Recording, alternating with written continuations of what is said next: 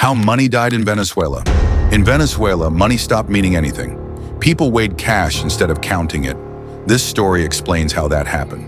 Before we begin, because this stories they do not teach in school. Now listen closely. Venezuela did not wake up poor.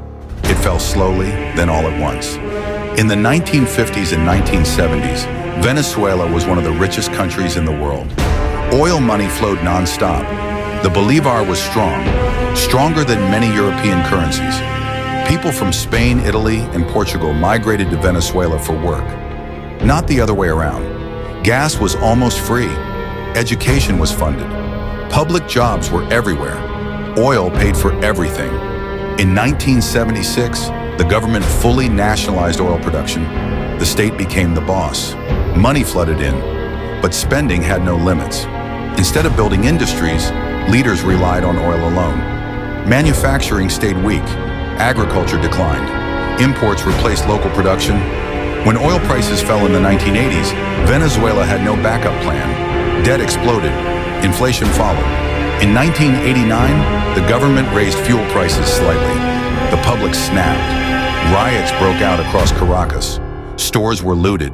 Security forces responded with force. Hundreds died. Trust in leadership collapsed.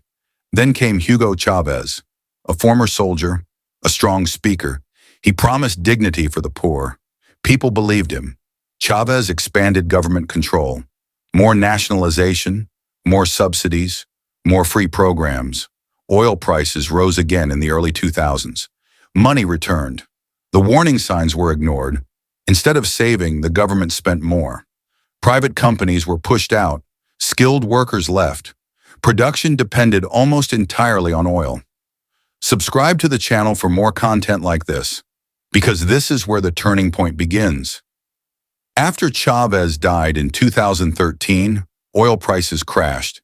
At the same time, oil production collapsed due to poor maintenance and corruption. Revenue dried up. The government still had bills to pay, so they printed money, a lot of it. This is where inflation turned into hyperinflation. Prices doubled, then tripled, then changed daily. By 2016, salaries lost value before payday. People rushed to stores the moment they got paid. Waiting meant losing money. Banks limited withdrawals. ATMs ran dry. People slept outside banks just to access cash. The government printed larger bills, then even larger ones. Each new note failed faster. A loaf of bread cost millions.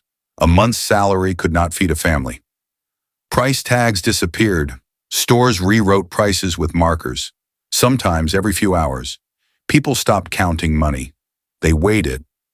Bartering returned, eggs for medicine, soap for transport. Doctors earned less than street vendors. Teachers quit.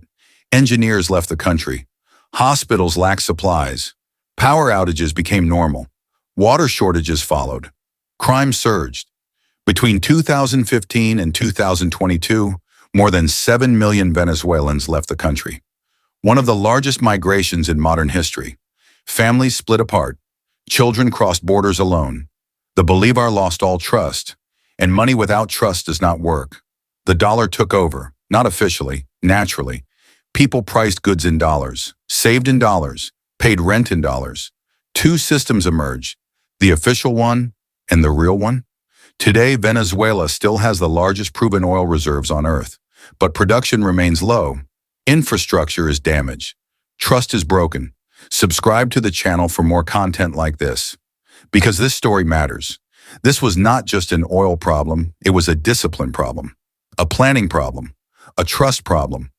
Natural resources do not guarantee wealth. Good management does. When spending replaces structure, collapse follows. Slow at first, then sudden. This is the story of Venezuela, a warning written in real lives. Stay curious. See you in the next story.